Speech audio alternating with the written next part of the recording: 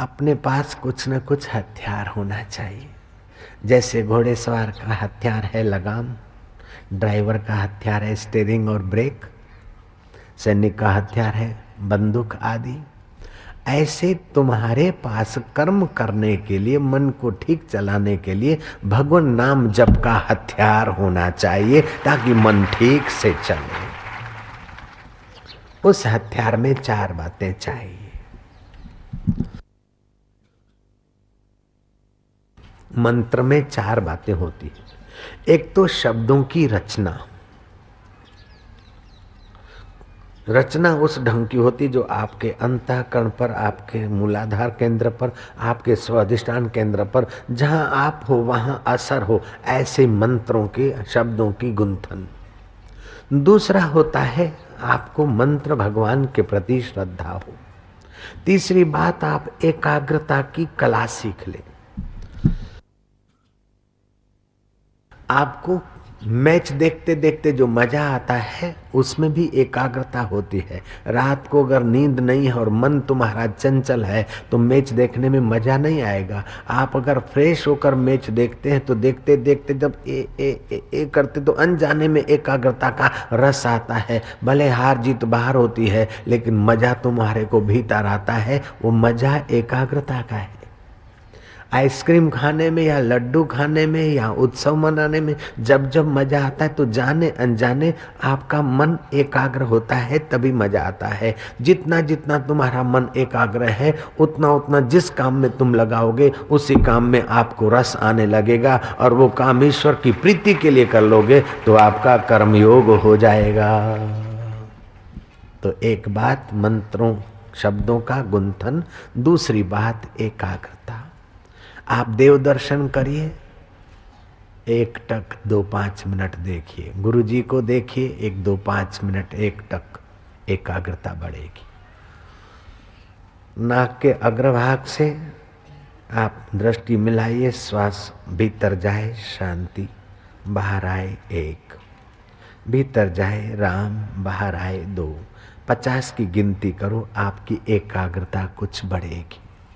खूब थके मांदे हैं, मन चंचल है, होठ बंद कर दिए, ऊपर और नीचे के दांतों के बीच आधा सेंटीमीटर का अंतर रख दिया।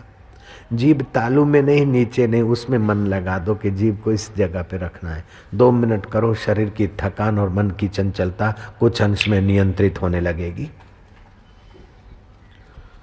और भी कई उपाय हैं आपके जीवन में। एक तो मंत्र के शब्द होने चाहिए इष्ट के, भगवान के। दूसरा कुछ एकाग्रता हो। तीसरी बात आपका संयम, और चौथी बात श्रद्धा। ये 4 बातें हैं और मंत्र जपते हैं तो आपकी योग्यताएं विकसित होने में कोई अड़चन नहीं आ सकती।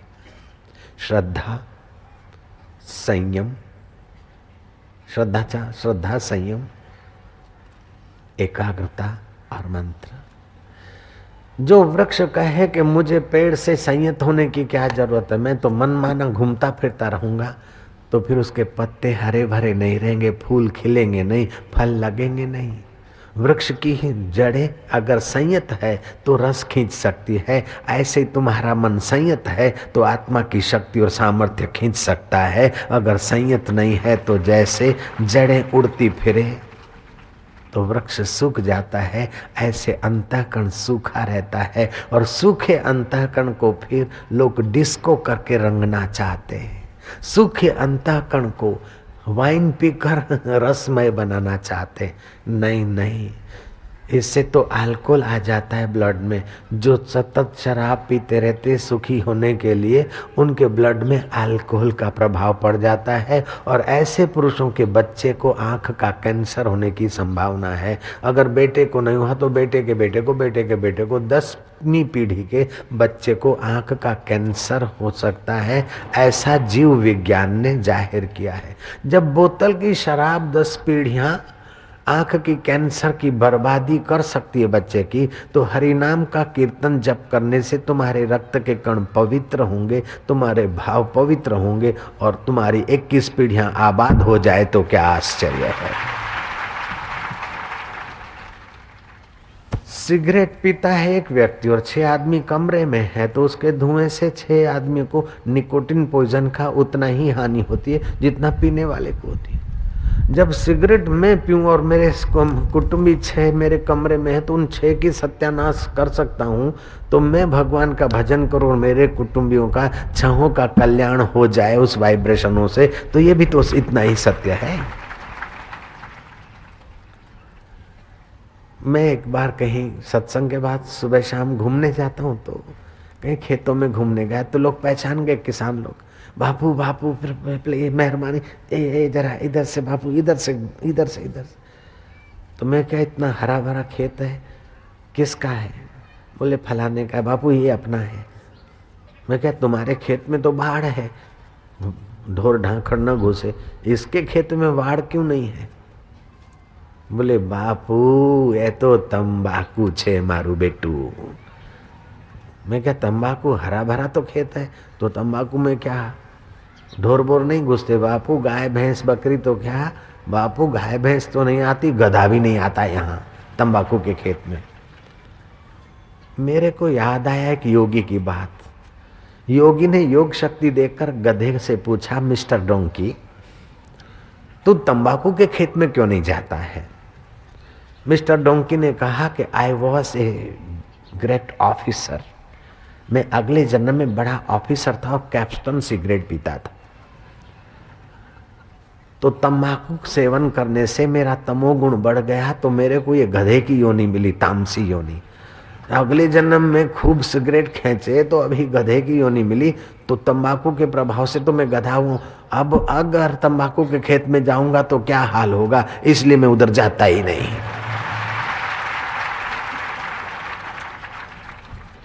अभी विज्ञानियों ने प्रयोग किया, 50 ग्राम तंबाकू का निकोटिन पॉइजन निकालकर इंजेक्शन बनाया और कुत्ते को लगाया। 3 मिनट में कुत्ता मर गया। फिर दूसरा उतने का उतना 50 ग्राम तंबाकू का निकोटिन निकालकर मेढक को मला, मेढक को कैंसर पकड़ा और मेढक छटपटा के मर गया। ऐसी चीजें हम खाते मजा लेने के लिए, क्योंकि भीतर सुख नहीं, भीतर रस नहीं आ रहा। घर में मजा नहीं आता ना, इतवार को या माई को घर में मजा नहीं आता तो पड़ोस के फ्लैट में जाते, उधर मजा नहीं आया तो थोड़ा इधर टहलने को जाते। जब घर में मजा नहीं आता है तो इधर उधर झांकना पड़ता है। ऐसे अपने दिल में मजा नहीं आता है तो फिर हे सिगरेट तू मजा दे दे, हे डिस्को तू मजा दे दे, हे वाइन तू मजा दे दे, हे ब्रांडी तू मजा दे दे, हे रॉक एंड रोल तू मजा दे दे।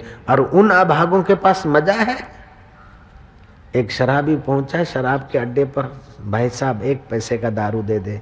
अड्डे वाला बोलता है पैसे का खून क्यों करता है, 1 पैसे का दारू कितना होगा?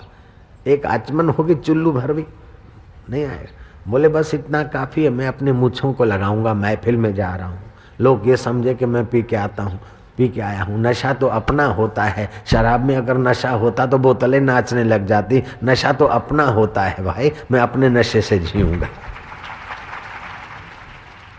जाम पर जाम पीने से क्या फायदा, रात बीती सुबह को उतर जाएगी। तू हरि नाम की प्यालियां पी ले, तू निष्काम कर्म योग की प्यालियां पी ले, तेरी सारी जिंदगी सुधर जाएगी। अल्जीरिया का टापू तुमने सुना होगा, अल्जीरिया। वहां किसी पीडब्ल्यूडी के ऑफिसर ने बंदर पाल रखा था और कॉन्ट्रैक्टर ने उस पीडब्ल्यूडी के ऑफिसरों को भोज दिया, क्योंकि रोड में जो भी कुछ चल जाए, इधर उधर माल हेरा फेरी करे, फिर चाहे समाज के व्हीकलों का अरबों रुपया बिगड़ जाए, लेकिन ठेकेदार और ऑफिसर को 2-5 लाख फायदा हो जाए तो देश का भले सत्यानाश हो। ऐसा चलता है आजकल। ठेकेदार ने आमंत्रित किया उस साहब को। साहब खुद तो गया लेकिन अपने फ्रेंड को भी ले गया, मिस्टर मंकी को भी। पैग शुरू हुए, सबको 1-1 प्याला मिला तो दोस्त को भी 1 प्याला पकड़ा दिया गया। बंदर मनुष्य की नकल करता है, ये घटित घटना है। जो सब साहबों ने चुस्की लेना शुरू किया, तो मंकी साहब ने भी चुस्की लिया।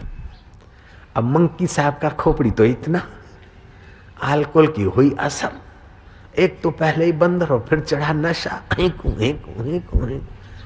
अब खाना तो साहब लोग खा रहे, लेकिन ये साहब बड़ा परेशान। वो PWD का साहब भोजन करके अपने दोस्त को ले गया घर, बंदर वहां भी खाता पीता नहीं। 3 दिन तक वो भूखा रहा, उसके नशे से जो कुछ उसको हानि हुई वो उसकी क्रिएट हो गई। फिर उस साहब को दूसरी महफिल में कहीं जाना था और अपने दोस्त को ले गया मंकी को। वहां भी प्यालियां बट रही थी, बंदर के सामने प्याली धरी तो उसको याद था कि प्याली पी थी तो क्या हुआ था। उसने मुंह मोड़ दिया, देने वाले बहरे ने फिर से पी ले, उसने मुंह मोड़ दिया। फिर साहब ने लिया, ले पी। उसने पकड़ा प्याला और उठा के साहब और साहबों के मुंह पे ऐसा तो पटका कि महफिल का रंग ही बदल गया। इतनी बंदर को भी अकल है कि शराब पीने से मती मारी जाती है। ये अकल अगर हम लोगों के पास रहे तो कितना मजा आएगा। नारायण हरि नारायण हरि नारायण हरि। आपको अपना रस आए ऐसा प्रयोग सीख लीजिए। सुबह नींद में से उठते हैं, तुरंत चाय को इधर उधर को न चाखिए। रात को दिन भर के कर्मों की थकान मिटाने के लिए रात को हमारा मन बुद्धि जिस परमात्मा में डूबा था, उसी परमात्मा से हमारा मन इस समय शांत और मधुर है। हम उस परमात्मा को नमस्कार करते हैं। चाहे तुम मुसलमान हो, उसको अल्लाह बोलो, हमें कोई आपत्ति नहीं है। हमको अल्लाह बोलने में डर नहीं लगता तो तुमको राम बोलने में क्यों सुग आती है? जय राम जी की। कृष्ण बोलने में तुमको क्यों एलर्जी होती है भैया? सब एक नूर ते, ला इला इल्ला। जब उस मालिक के सिवा कोई नहीं है तो फिर इसको तोड़ो और उस काफरों को मारो या काटो या खुदा बिस्क देगा? नहीं नहीं, ये बात नहीं है। जिसमें सबकी भलाई है उसी में तेरी भलाई है, उसी से खुदा और भगवान राजी रहता है। जय राम जी की। सुबह 2 मिनट बिस्तर पर ही 1-2 मिनट शरीर को खींचो ताकि वो जीवनी शक्ति ज्यादा आए। जैसे डॉक्टर इंजेक्शन खींचता है, ऐसे नींद में से उठो, 2-3 मिनट शरीर को खींचो, फिर ढीला छोड़ो ताकि जहाँ तुम्हारा घिसाव है, शरीर को जरूरत है, वहाँ एनर्जी सेट हो। फिर 2 मिनट शांत होकर बैठो, श्वास भीतर जाए शांति, बाहर आए गिनती, और आखिरी 2 मिनट जोर से हंसो। आपके स्वास्थ्य को तो आनंद होगा, आपके स्वास्थ्य की तो रक्षा होगी, आपके मन को प्रसन्नता मिलेगी, और ये शराब कबाब और डिस्को विस्को की गुलामी भी छोड़ने में आप सफल हो जाएंगे। हरि नाम की शराब सुबह से ही पीना चालू कर दीजिए। रात को जब आप बिस्तर पे जाते हैं तो दिन भर में जो आपने काम किए उन पर सिंहावलोकन कीजिए। काम करने की सत्ता तो उसी से आई है, मानो चाहे न मानो। तुम्हारे हाथ पैर तो मशीन मात्र है, पावर हाउस तो वो चैतन्य आत्मा है। बुद्धि को भी उसी से सत्ता आई, मन को भी वहां से आई और तन को भी वहां से आई। हे परमेश्वर, दिन भर मैंने जो कर्म किए, वो आज जो मैंने कर्म किए उसमें अभी योग नहीं था, तेरी स्मृति नहीं थी, मेरे को इतना रस नहीं आया, मेरे कर्मों में कमी थी। आज जो भी संभाल के अच्छे काम किए, कल इससे भी ज्यादा बढ़िया करूं। अभी थोड़ा सा अच्छा करता हूं और वाहवाही की वासना सताती, थोड़ा सा करता हूं और अहंकार उभर आता है। करण करावन हार तो तुम हो, लेकिन बीच में मेरा अहम घुस जाता है। हे प्रभु, बुरे काम तो छुप छुप के कर लेता हूं, लेकिन अच्छे काम करता हूं और दिखाने की आदत में अच्छे कामों का मजा ही चला जाता है। अब अच्छे काम तो तू देखता है और बुरे भी तू देखता है। कल से बुरे न करूं और अच्छे करने में तेरा साथ और सहकार मिले, ऐसी प्रभु कृपा करना। छोरा कछोरा हो सकता है लेकिन मावतर कुमावतर नहीं होता है। मैं तेरी शरण हूँ। बुद्धम शरणम गच्छामि, बोधम शरणम गच्छामि, मैं ज्ञान की शरण जाता हूँ। संघम शरणम गच्छामि, सत्यम शरणम गच्छामि, आत्मम शरणम गच्छामि, या गुरुम शरणम गच्छामि। है तो वही का वही, गुरु का गुरु भी वही है, बोध स्वरूप वही है। ऐसा चिंतन करते करते आप सोइए। मैं कर्म तो करता हूं लेकिन मेरे कर्मों में अभी योग की बहुत कमी है। उस कमी को तेरे सिवा और कौन पूरी करेगा।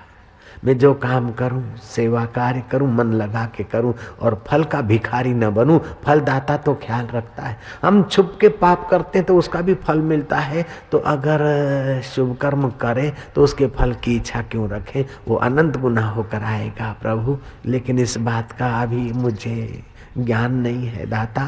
तेरी प्रीति के लिए सेवा करूं। गौरांग महाप्रभु, चैतन्य महाप्रभु और दूसरे ऐसे कोई संत बैठे थे। किसी ने कहा हम हरि बोल करें, कीर्तन करें तो क्या फायदा होगा? बाबा ने कहा ये कोई खास बनिया दिखता है। सब काम पैसा कमाने के लिए होता है क्या? बच्चे खेलते तो क्या फायदा मिलेगा?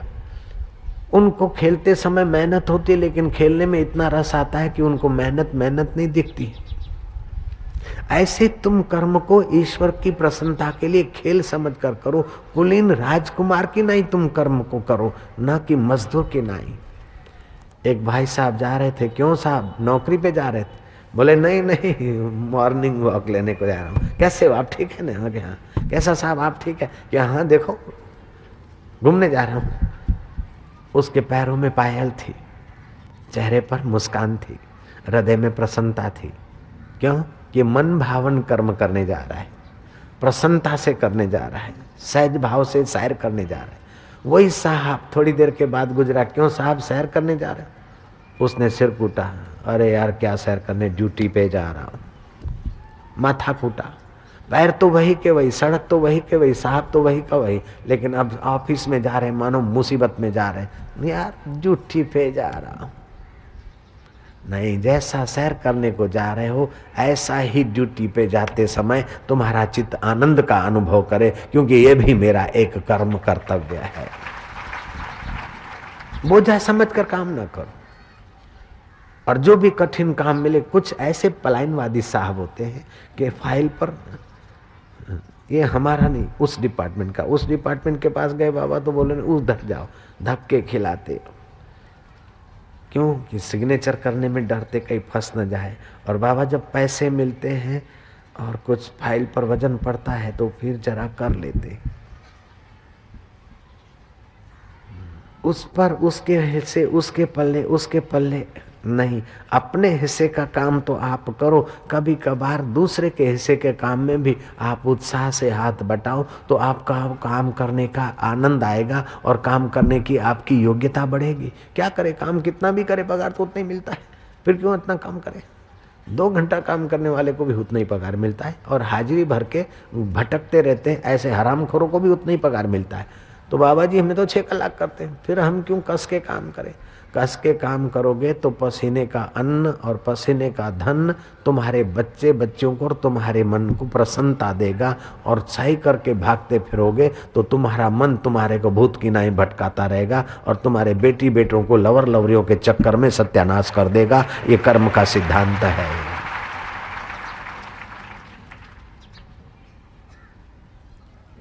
तुम न्यायाधीश है तो किसी नेता के दबाव में आकर या पैसे की लालच में आकर अन्याय मत करना, नहीं तो वही कर्म आपको बांधने वाला हो जाएगा।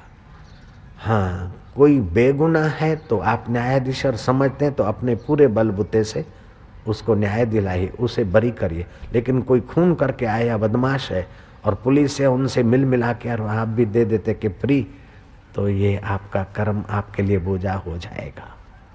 गुंडागर्दी को आप पोषण देने में सहायक बने तो आप प्रकृति के विधान के अनुसार दंडनीय हो जाएंगे।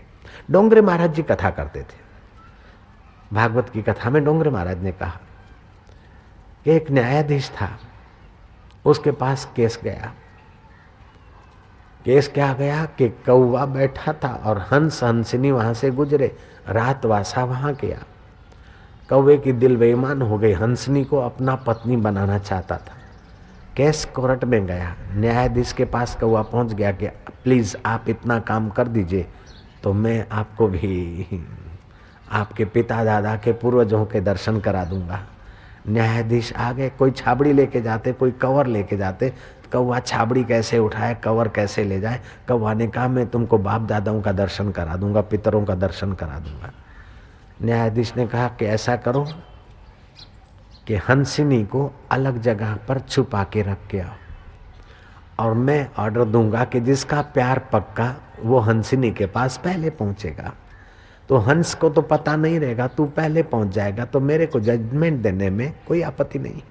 मैं कह दूंगा कि कौवा का हंसिनी से प्यार है, अतः हंसिनी कौवे की ही पत्नी हो सकती है, ये कायदा कहता है। इस प्रकार का जजमेंट मिल गया कौवा को। अब न्यायाधीश साहब कहते कि मेरे को अपना दक्षिणा के रूप में पितरों का दर्शन कराओ। कौवा बोलता है वेलकम सर। जहां कूड़ा करकट था और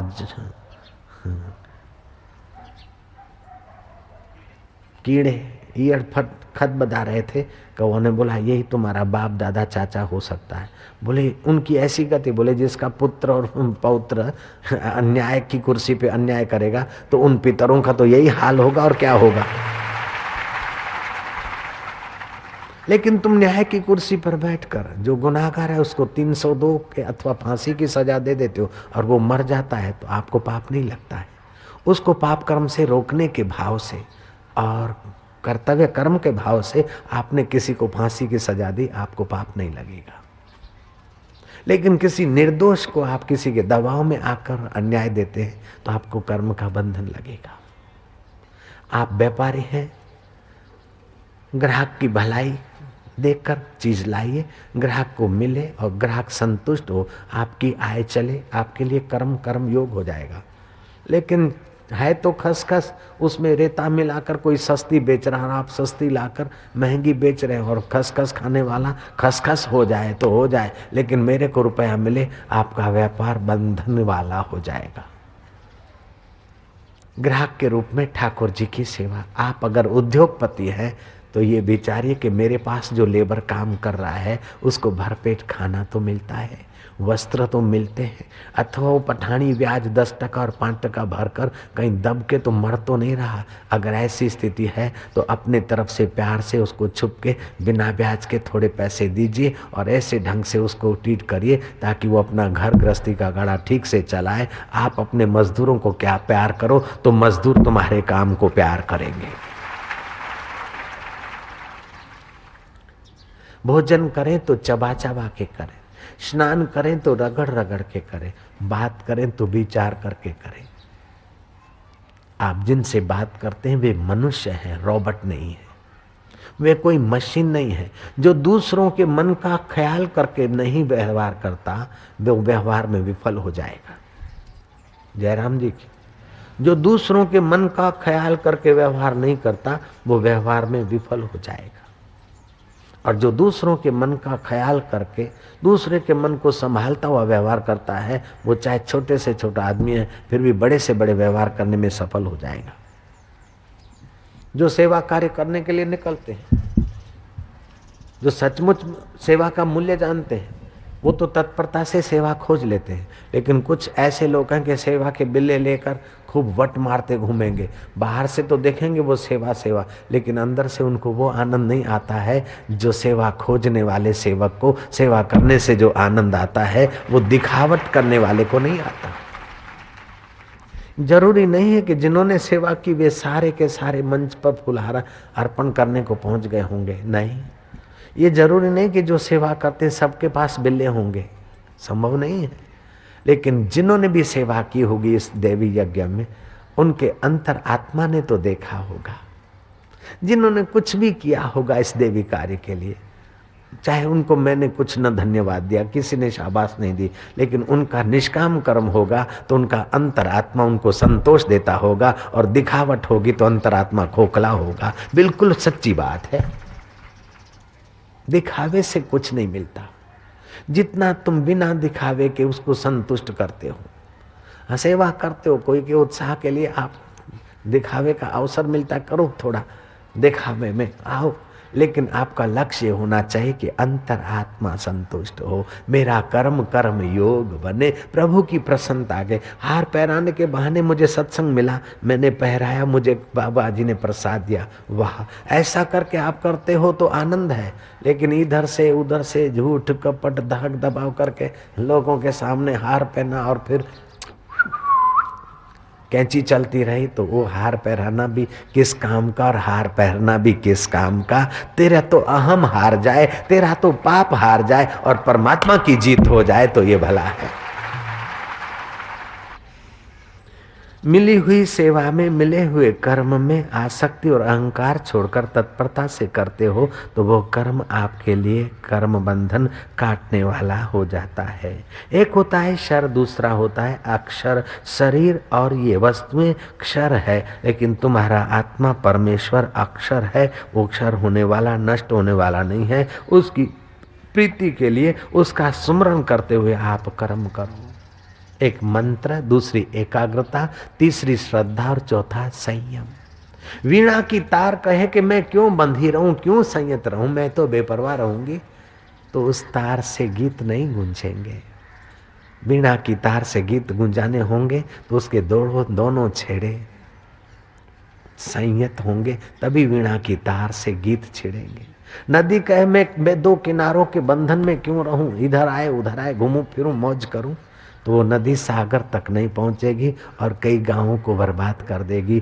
जो कैनाल या नदी किनारों की मर्यादा में संयम में जीती है, वो गांवों को हरा भरा करती है और वो नदी गंगा सागर तक पहुंच जाती है। ऐसे जीवन में सदाचार और संयम के दो किनारे छूकर जो चलता है वो जीवनदाता तक पहुंचता है, और जो उछलंक चलता है वो भटक जाता है। बाष्प कहे मैं क्यों बंधी रहूं बॉयलर में, मैं तो यूं ही घूमूंगी तो तेरी कोई कीमत नहीं रहेगी। बाष्प अगर बॉयलर में है, संयत है, तो हजारों पैसेंजर को यहाँ से उठाकर दिल्ली और दिल्ली से उठाकर कहीं का कहीं पहुंचा देती। बाष्प संयत है तो हजारों टन वजन खींचने की ताकत। ऐसे तुम्हारा मन और विचार संयत है तो तुम संसार सागर से पार होने का सामर्थ्य पाकर मुक्त हो सकते हो। इसलिए अपने जीवन में थोड़ा संयम भी होना चाहिए, कुछ ब्रेक भी होनी चाहिए। बिना ब्रेक के साइकिल का जो हाल होता है, ऐसे बिना संयम के मनुष्य का हाल हो जाता है। विदेश में ये बुरा हाल हो रहा है। अपना अपना कर्तव्य करो। ये समाज रूपी ईश्वर की पूजा है, हम बुहारी से कर रहे हैं। शबरी भीलन गुरु के आश्रम में आने वाले लोग, उनको कहीं कचरा न दिखे, बुहारी लगा रही है। माँ घर में बुहारी लगा रही है और हरिजन महिला फुटपाथ पे बुहारी लगा रही है। वो बुहारी लगा रही है और अपनी नौकरी समझकर ईमानदारी से करती है, उसकी वो ड्यूटी हो गई, वो अपना कर्तव्य कर रही है, धर्म कर रही है। माँ बुहारी लगा रही है, वो सेवा धर्म कर रही है। लेकिन शबरी बेलन बुहारी लगा रही है भगवान की प्रीति के लिए, वो पूजा कर रही है। बुहारी से भी भगवान की पूजा हो सकती है, रसोई से भी भगवान की पूजा हो सकती है। अरे युद्ध से भी भगवान की पूजा हो सकती है, हनुमान ने की। अपना स्वार्थ छोड़कर ईश्वर की प्रीति के लिए आप करने योग्य कर्म करते हैं तो आपका कर्म बंधन से मुक्ति दिलाने वाला हो जाता है। लेकिन आप करते हैं, अच्छा लगेगा और मौका मिले तो नियतबद्ध रोटी रद्द। नियत साफ करके कर्म करते हैं तो आप बहुत ऊंचे उठते हैं। फिर आपको यूं करके करना नहीं पड़ेगा, आपके पीछे घूमेगी वस्तुएं, आपके पीछे घूमेगा धन। धिक्कार है उन अप्सराओं को, यक्षों और गंधर्वों को और उन देवताओं को जो तुम्हारी सेवा में हाजिर न हो जाए और दूसरों को प्रेरित न कर दे। ऐसे यक्ष गंधर्व किन्नरों को धिक्कार है। आप अपना कर्म योग कीजिए, फिर आपको जो जरूरत है अपने आप आपको ढूंढेगी। इसका मैंने प्रत्यक्ष किया है, इसलिए मैं दावे से बोलता हूँ। एक बार नहीं, 3 बार मैं सब कुछ यमुना जी हूँ। एक बार तो मैं सब कुछ फेंक दिया और जिसको गरज होगी आएगा, सृष्टिकर्ता खुद लाएगा। और उस बेचारे ने भेजे, उस प्यारे ने भेजा, खिलाने वाले को भेजा और हमने खाया। ऐसा एक बार नहीं, 3 बार हमने करके देखा। घोर जंगल में जहाँ कोई पहचानने वाला आदमी ना मिले, वहां भी हम अपना कर्तव्य करते, फिर हमको रोटी के लिए किसी का मुंह देखना पड़े नहीं, हम यहीं बैठेंगे, तेरे को गरज होगी तो खिलाएगा इस घोर जंगल में। और प्रभात का सूर्य उधर उदय होता है और 2 आदमी के रूप में न जाने किसको प्रेरित किया, वो 2 आए फल दूध लेकर, महाराज लो। मैं क्या इस घोर जंगल में तुम कहाँ से आए? बोले रात को 3 बजे स्वप्न आया हमको और 3 माइल दूर हमारा गाँव है, इस जंगल में तो कोई आता नहीं। तो मैं क्या किसी के लिए लाया होगा? कोई साधु के लिए। बोले साधु वाधु नहीं, तुम्हारे लिए हमको प्रेरणा हुई। मैंने सोचा कि माँ बाप कुटुंबियों ने भी इतनी चिंता नहीं की जितनी चिंता तू रखता है। अभी तो मैंने नियम पूरा नहीं किया और नाश्ता हाजिर है, फल और दूध का नाश्ता हाजिर है। वो लोग बोलते हैं अब तुमको गांव ले चलेंगे वाजते गाजते महाराज, हम रहने की और तुम्हारे भजन की व्यवस्था करेंगे। मैंने उनको समझा बुझा के रवाना किया, धरती पे लिख दिया जोगी तो रमता भला, वहां से भागे फिर दूसरी जगह बैठो। जानबूझ के ऐसी जगह बैठे कि कोई आदमी पहचाने नहीं, देखे नहीं। फिर देखो देता है कि नहीं देता। उसने दिया, खिलाया और अभी तक मैं जिंदा हूं। आप ईश्वर के काम आ जाएं और आपको रोजी रोटी नहीं मिलेगी। अरे एक साहब के काम आता है पटावाला तो उसको भी मिलता है, पटावाला के काम कुत्ता आता है तो उस कुत्ता को भी मिलता है। तो क्या तुम भगवान का सनातन अंश हो, तुम्हारे को रोजी रोटी की इतनी फिक्र लगी? मुर्दे को प्रभु देत है कपड़ा लकड़ा आग, जिंदा नर चिंता करे उसके बड़े अभाग।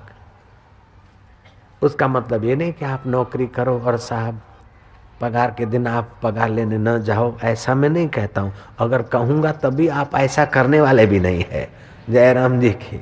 लेकिन आप पेट के लिए नौकरी धंधा करते 8 घंटा, कुछ तो निष्काम कर्म भी करिए, सेवा भाव से करिए, ईश्वर की प्रीति के लिए करिए, स्वार्थ छोड़कर करिए। अहंकार को पोषने की भावना या मेरा नाम हो, मैं आ गया हूं। कई संस्थाओं में आगे आने के लिए या वाहवाही के भूत के लिए उनकी कार्य योग्यता ही मर जाती है। वो बोले मैं बड़ा, वो बोले मैं बड़ा, वो बोले मैं बड़ा। I sought you sought who will carry dirt out. वो बोले मैं क्लोज हो जाऊं, वो बोले मैं क्लोज हो जाऊं, मैं क्लोज। अरे तू सच्चा क्लोज तो भीतर ही होगा, चाहे फिर तुम्हारा नाम आए ना आए, तेरे को कोई देखे ना देखे, लेकिन तू क्लोज होना चाहता है तो निष्कामी होता जा। राजा की सवारी जा रही थी, सड़कों पे भीड़ खड़ी थी। एक बेटे ने माँ को कहा कि माँ मुझे राजा से मिलना है। बेटा तेरा बाप बचपन में तुझे छोड़ गया है, एक विधवा अबला, मेरी कहाँ पहचान राजा से मिला। माँ मुझे राजा से ही मिलना है। माँ ने थोड़ी शांति से जरा आइडिया लगाई। बेटा तू राजा से मिलना चाहता है, एक युक्ति है। राजा का महल बन रहा है, वहाँ दिन भर लोग काम करते हैं, उनको रोटी मिलती है और हफ्ते हफ्ते में उनको पगार मिलता है। पेट भरने के लिए, तो शरीर की रक्षा के लिए रोटी तो खा लेना, जब पगार देने को आए मंत्री मत लेना। बस इतना कहना कि राजा साहब का काम है, राजा तो हमारे हैं, हम उनका काम करते, इसमें क्या बड़ी बात है, इतना कह देना। लड़के ने 1 हफ्ता 2 हफ्ता मंत्री को ऐसा सुना दिया। मंत्री ने जाके राजा से बात किया। राजा ने कहा अच्छा ऐसा लड़का पैसे नहीं लेता। बोले काम बड़ा तत्परता से करता है, ऐसा नहीं कि आलसी है या रोटी खाने के लिए आया है, वो काम करने के लिए ही आया है, लेकिन पैसा नहीं लेता, तत्परता से काम करता है और काम करने में उसको एक खुशी आती है, आनंद आता है। पहले तो मजदूर जैसा काम करता था, लेकिन अब तो कारीगर के साथ इतना तत्पर हुआ कि कारीगर भी उसको स्नेह करता है और कारीगरी भी थोड़ी सीख गया है। जो उत्साह से स्नेह से काम करते हैं वो बहुत आगे आ जाते हैं। अच्छा तो उस लड़के को यहाँ ले आओ। लड़के का निष्काम कर्म योग हो गया, प्रसन्नता थी, निस्वार्थता थी। राजा से बातचीत हुई, राजा का मन पिघला। राजा ने कहा इसको मैं अपना महल में सेवा में रखता हूँ। महल की सेवा में रख गया, अब महल में रहने को मिल गया और रोज राजा को देखता है, रानी को देखता है, बड़ा खुश हो रहा है। और माँ ने कैसी आइडिया दी, मैं एक अबला विधवा और राजा से तेरे को बेटा कैसे मिला सकती हूँ। फिर भी माँ की युक्ति ने निष्काम कर्म की आइडिया दी, वो रोज राजा से मिलता है। अरे राजा से मिलने की इच्छा रखने वाले को भी मिलाने में पहले इसका हाथ चाहिए। कुछ दिन बीते, कुछ महीने बीते, कुछ समय बीता, लड़के की असाधारण योग्यता, निष्काम भावना से उसकी योग्यता, आत्मशक्ति निखरती गई। राजा रानी का मन जीत लिया उसने। मस्का लगा के नहीं, दिखा दिखा के नहीं, तत्परता से सेवा करने के लिए सेवा करता था। उसमें अपना प्राण रेड़ता था, उसमें अपना जी सींचता था, अपने आप के प्रेम को सींचता था, उसका सेवा कार्य चमक निकलता था। एक दिन राजा ने रानी को कहा कि हम इस बेटे को गोद ले लें तो कैसा रहेगा। रानी बोलती है कि मेरे मन में तो कब से आ रहा था, लेकिन संकोच के कारण नहीं बोल रही थी। अपना जाया भी इतना तो आदर नहीं करता, अपना जाया भी इतना तो सेवा नहीं करता है। ये किसी श्रेष्ठ माई की औलाद है, इसका बाप भी नहीं है, तो आप इसको पुत्र रूप में ले लेंगे, मेरा तो बेटा होगा। मैं तो बड़ी प्रसन्न हूँ। बेटे को गोद ले लिया। समय जाते उसका राज तिलक हुआ और कीर्त शोभा यात्रा निकली। उस भीड़ में वो बूढ़ी माँ लकड़ी टेकती हुई देखती है कि राजा, नया राजा कौन सा बना है। लड़के ने कहा, राजा साहब, जिस माँ ने आपसे मेरे को मिलाया है वो माँ खड़ी है, मैं उसके चरणों में मत्था टेक के आऊं। राजा बोलता है कि जिस माँ ने ऐसा निष्काम कर्म योगी पैदा किया, उस माँ के तू अकेला पैर क्यों छुएगा? पागल, मैं भी चलता हूं, उस देवी के पैर छुएंगे। बच्चों को सिखाओ, पड़ोस का बूढ़ा बुजुर्ग है, जाओ बेटे उनकी थोड़ी सेवा करो, और बच्चे सेवा में उत्साही होते हैं। रविशंकर महाराज गांधी के शिष्य, कहीं अकाल पड़ा, वो अन्न वस्त्र एकत्रित करने के लिए सूरत के इलाके में आए। लोगों ने कोई खास एक जगह पर भाषण किया, बस भाषण हो गया। बड़े बड़े सेठ को तो नाम चाहिए, वो ऐसे क्यों देंगे चुपचाप, और वो संत के पास देंगे तो नाम होने वाला नहीं, उधर तो असली काम होने वाला है। ऐसे सेठों को अकल भी नहीं थी। तो रविशंकर महाराज थोड़े उदास हो गए थे। सेठों की मीटिंग में कोई हारू जोईशु करीशु मीटिंग लईशु टाल टूल के चले गए। रविशंकर महाराज का दिल उदास हो गया। वो गए किसी स्कूल में गए, और बाहर से इतने लोग पीड़ित हैं और वे भी मनुष्य हैं, हमारे देश के हैं, बेचारों को खाने तक का नहीं है। ऐसा कहा, बच्चों का हृदय पिघल गया। एक बच्चा चालू लेक्चर में उठा, आंखों को पोंछते हुए बोले, साहब हूँ थोड़ी बार में आऊँ छुप। वो गया और कितने कपड़े ले आया, थोड़ा अनाज की 2 थैलियां भर के ले आया।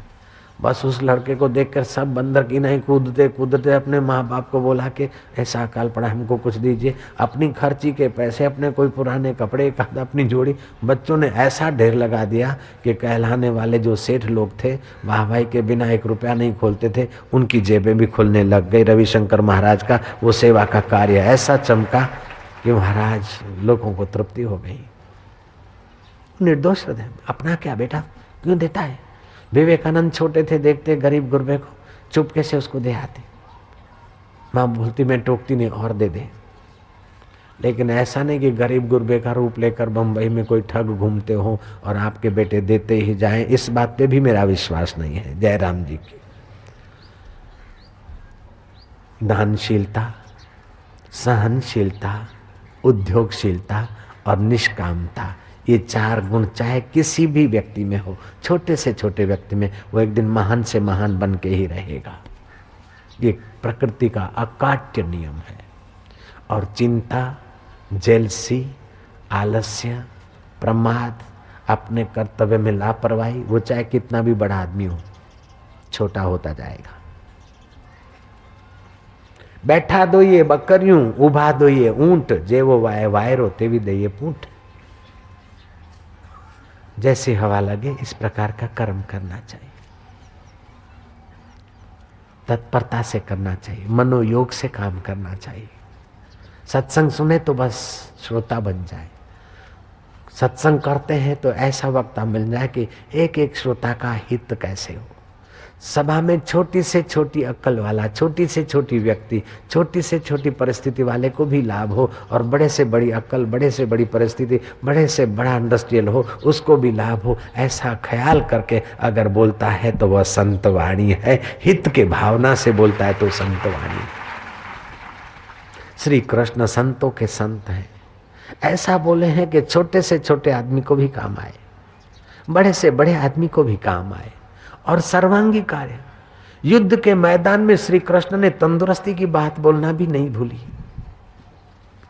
कहा तो दोनों सेना में एक दूसरे के लोह के प्यासे, हाथी चिंगाड़ रहे हैं, घोड़े हुंकार रहे हैं, और प्रतिशोध की आग से बस हथियार तप तपाए हुए हैं। ऐसे मौके पर भी कृष्ण ने जो कर्म योग का उपदेश दिया, ध्यान योग, भक्ति योग का दिया, स्वास्थ्य की बात भी कृष्ण ने नहीं छोड़ी। कितनी होगी कृष्ण की समझ और करुणा।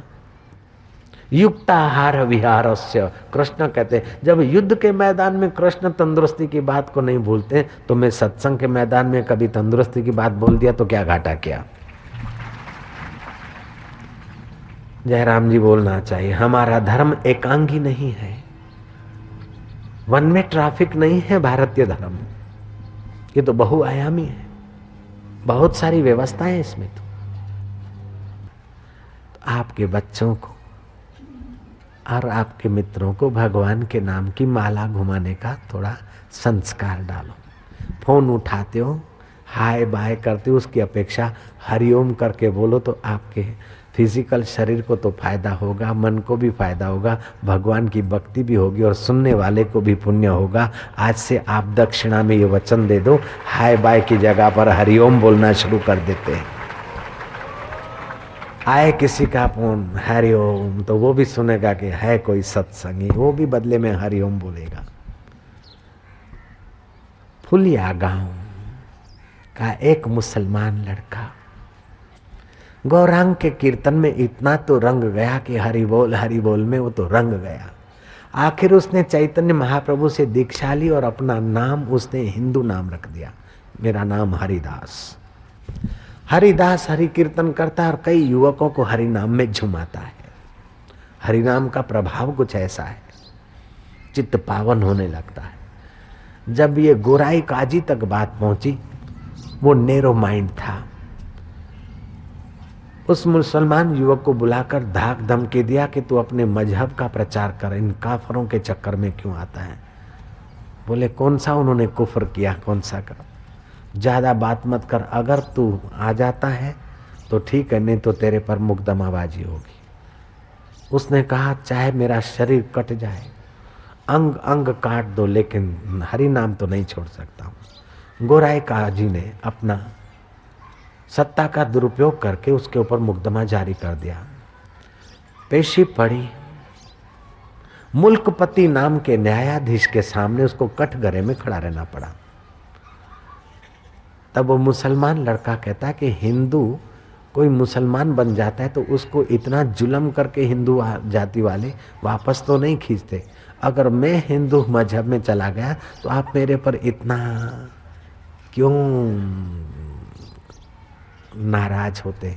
मुल्कपति उसकी नम्र और तर्क संगत बात सुनकर थोड़ा सा ढीला हुआ, लेकिन गोराई काजी ने मुल्कपति न्यायाधीश पर दबाव डाला और मुल्कपति न्यायाधीश ने जजमेंट दिया कि या तो कलमा पढ़ ले और हरि बोलना छोड़ देने का प्रॉमिस कर ले, या तो तुझे बैत लगाते लगाते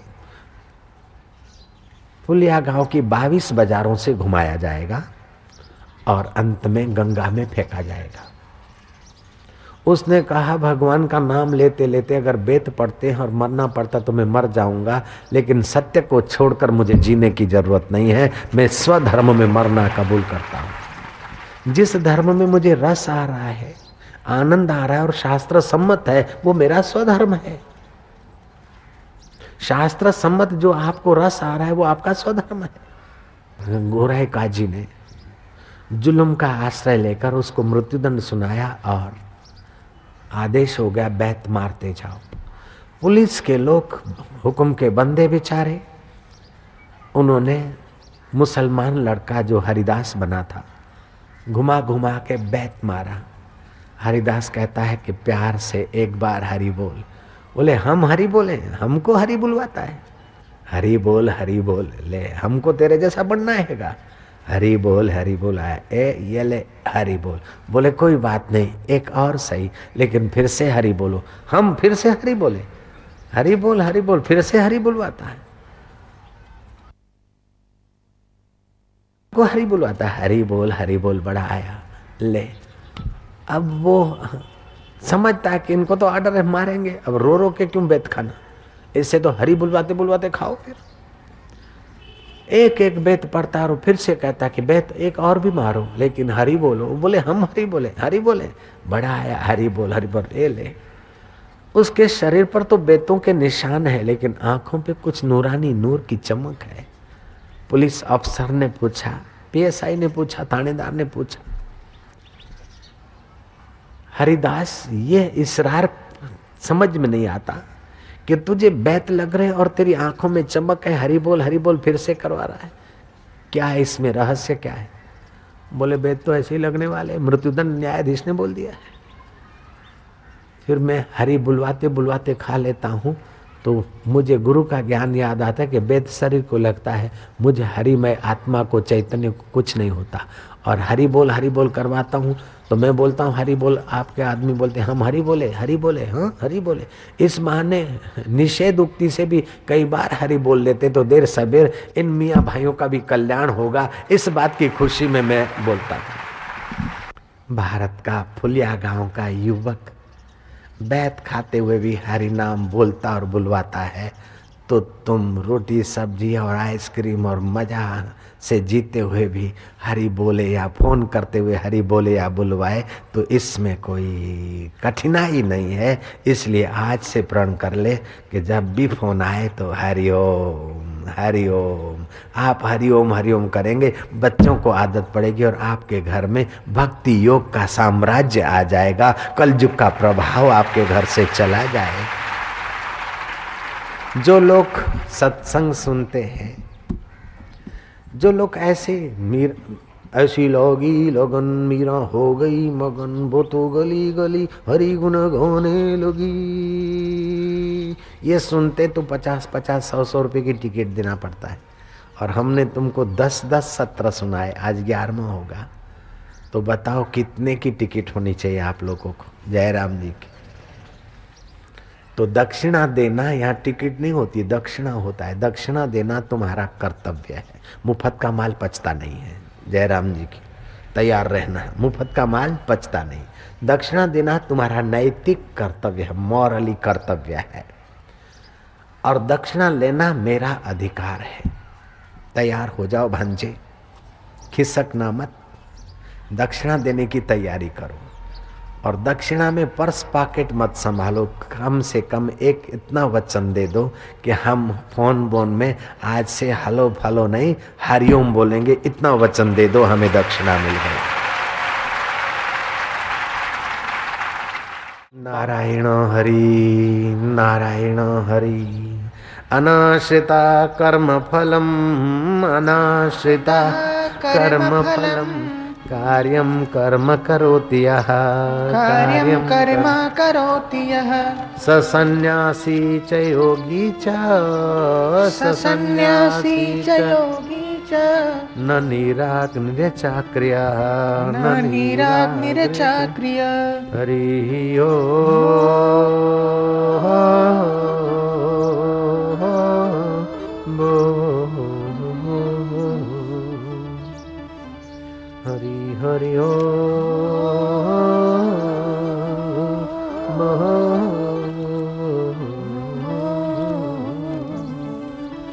हरि सम जग कछु वस्तु नहीं, हरि सम जग कछु वस्तु नहीं, प्रेम पंथ सम पंथ प्रेम पंथ सम पंथ, सतगुरु सम सज्जन नहीं सतगुरु सम सज्जन नहीं, गीता सम नहीं ग्रंथ गीता सम नहीं ग्रंथ। हरि हरि हो महामो।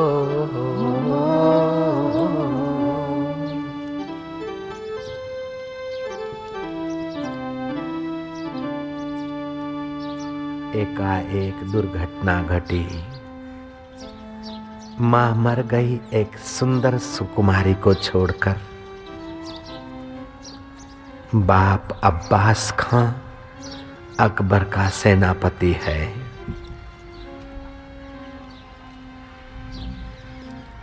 वो अब्बास खां इतना तत्परता से काम करता है कि हुमायूं और बाबर को भी उसने मौत के मुंह से बचाया था। अब्बास खां अकबर के कहने से लड़ाई करने गया और मर गया। युवती हमीदा जितनी खूबसूरत थी उतनी वो कवित्री भी थी। अकबर की नजर उस पर टिकी। अकबर ने अपने राय वृंदावन दास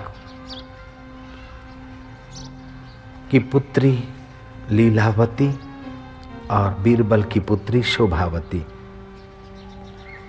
उस अब्बास खान की पुत्री हमीदा के साथ कभी कभार मिलती थी।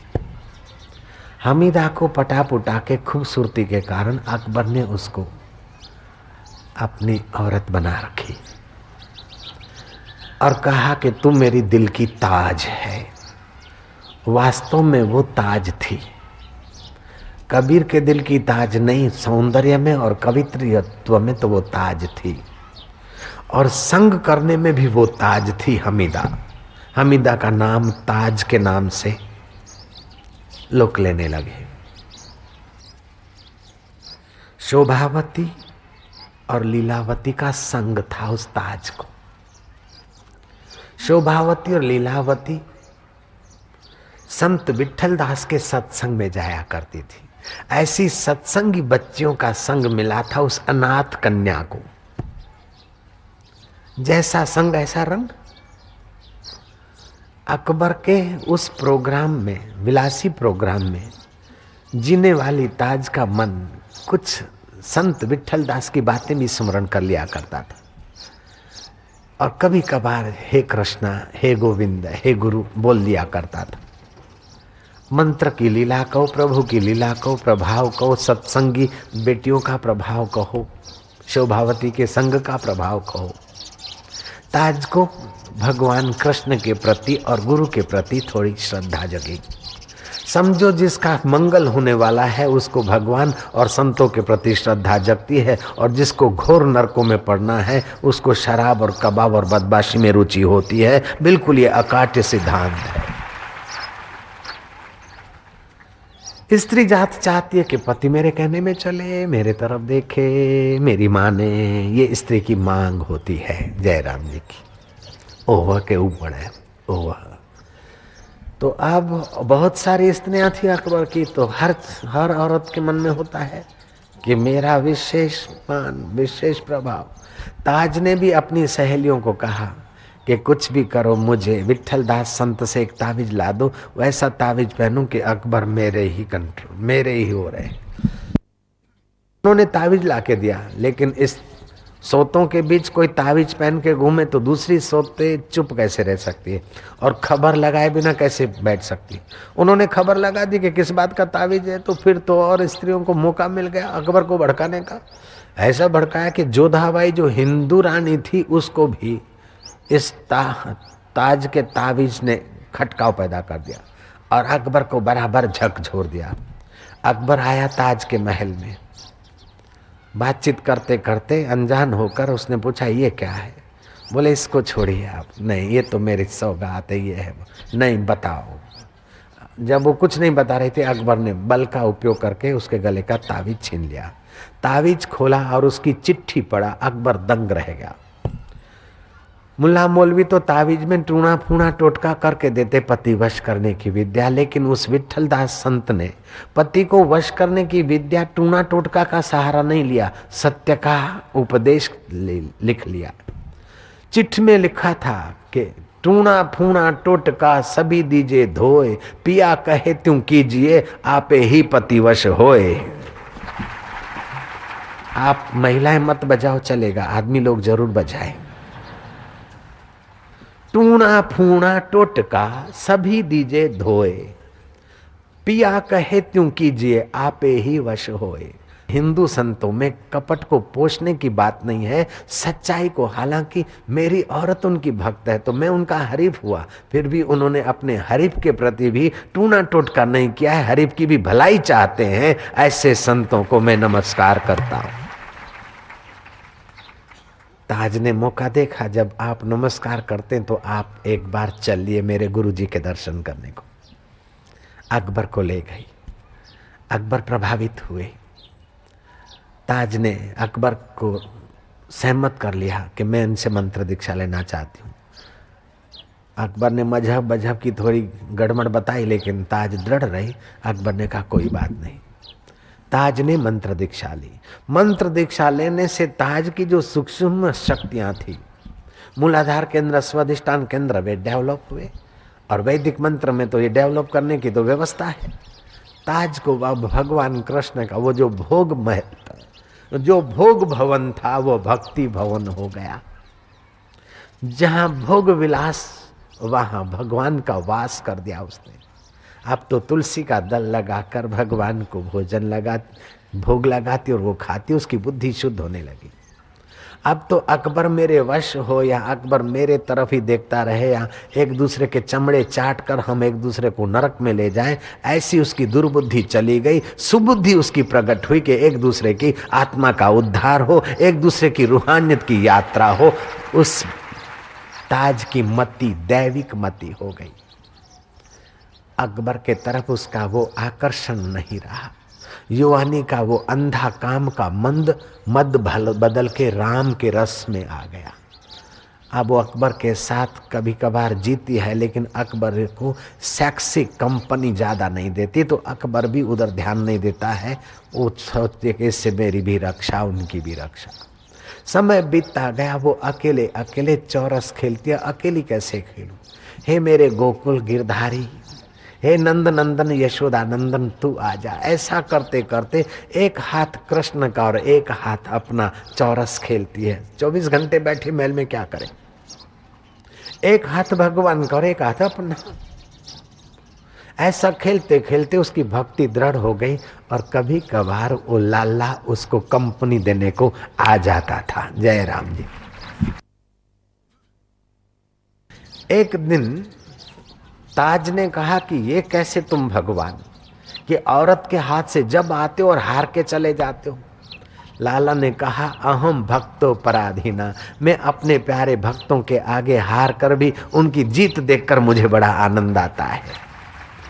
मर्द का और औरत का मिश्रित आवाज सुनकर अकबर मिलने आ रहा था और आवाज सुना, अकबर रुष्ट हो गए। जोर से दरवाजा पटका। क्या तेरे को छूट छाट दी तो इसका ये नतीजा? कौन से मर्द को, कौन से प्रेमी को छुपा कर तुम, मैं जानता हूं पिछले कितने ही वर्षों से तुम मेरे तरफ से उदासी हो गई हो। अब मुझे पता चला तू किसी और गैर पुरुष के साथ। नहीं नहीं, मैं गैर पुरुष के साथ नहीं, जो सबका पुरुष है उस पुरुषोत्तम के साथ खेलती हूँ। कौन सबका पुरुषोत्तम? मेरा बांका बिहारी कृष्ण। क्या कृष्ण तेरे साथ आता है खेलने को? हाँ आता है। इसका प्रमाण ताज। बोले सच्चे भाव से प्रार्थना करो तो मेरा कन्हैया आपको पर्चा देगा। अकबर कहता है कि हे कृष्ण, अगर ताज की बात सत्य है तो इस दास को कोई पर्चा दो। ये बुझा चिराग जल जाए तो मैं मानूंगा कि ताज की भक्ति सच्ची है और तुम्हारा आगमन और तुम्हारा बात सच्चा है, और कोई मर्द नहीं, तुम ही मर्दों के मर्द हो। कथा कहती है छुप बुझा हुआ चिराग जल पड़ा, अकबर का सिर झुक गया और ताज को और छूट छाट मिल गई। ताज कवित्री तो थी, वे कविताएं ऐसी ऐसी बनाती थी कि कविताओं में कृष्ण के प्रेम उसके हृदय से फूट निकलती थी, प्रेम की धारा। बहुत सारी कविताएं ताज ने लिखी। एक छोटी सी कविता का नमूना ताज का लिखा हुआ। ताज ने लिखा, सुनो दिल जानी मेरे दिल की कहानी। अपने कन्हैया को कहती है, सुनो दिल जानी मेरे दिल की कहानी, तुम हस्त ही बिकानी। तेरे हाथों बिकानी हूं कन्हैया। दिखती तो बाहर से अकबर की हूं, लेकिन मैं तो तेरी दासी, तेरी सेविका हूं। सुनो दिल जानी मेरे दिल की कहानी, तुम हस्त ही बिकानी, बदनामी सहूंगी मैं। देव पूजा ठानी और नमाज हूं भुलानी। अब देवताओं की पूजा मैं करती हूँ, देव पूजा करती हूँ, नमाज भुला दी मैंने। देव पूजा ठानी और नमाज हूं भुलानी, तजे कलमा कुरानी वारे, गुण गहूंगी मैं। कलमा और कुरान छोड़ दिए, अब तो तुम्हारे गुण गहूंगी मैं। सुनो दिल जानी मेरे दिल की कहानी, तुम हस्त ही बिकानी, बदनामी सहूंगी मैं। जिसको अपने कर्म में रस आता है वो सब कुछ सह लेता है। जब भगवत कर्म में रस आ जाए तो सहने में क्या बड़ी बात है। ताज लिखती है, देव पूजा ठानी और नमाज हूं भुलानी, तजे कलमा कुरानी वारे, गुणन गहूंगी मैं। सांवला सलोना, कन्हैया को कहती, सांवला सलोना सिर ताज मिरकुल्हाल दिए, तेरे नेह दाग में निदाग हो जाऊंगी मैं। तेरे नेह दाग में निदाग हो जाऊंगी मैं। सुनो दिल जानी मेरे दिल की कहानी, तुम हस्त ही बिकानी, बदनामी भी मैं सहूंगी। नंद के कुमार कुर्बान तेरी सूरत पर, हे वांकड़िया वाड़ वाला, हे नंदना कुमार, हे कन्हैया। नंद के कुमार कुर्बान तेरी सूरत पे, हूं तो तुर्कानी लेकिन अब तो हिंदुआनी कहाऊंगी, कुर्बान तेरे नाम पर मैं तो अब जाऊंगी। कैसा है भक्ति का रस। हरि ओ